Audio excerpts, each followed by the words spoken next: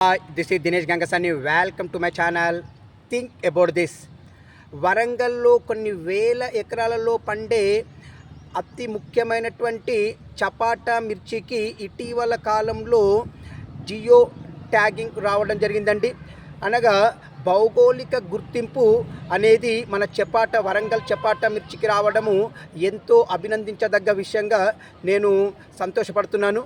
ఏది ఏమైనా వరంగల్ జిల్లాలో కొన్ని వేల ఎకరాలలో పండే ఈ పంట చూడడానికి ఈ మిరపకాయలు ప్రకాశవంతంగా కొద్దిగా లావుగా చూడడానికి టమాటా సైజులో ఉంటాయి కాబట్టి కొంతమంది దీన్ని టమాటా మిరపకాయ అని కూడా అంటారు.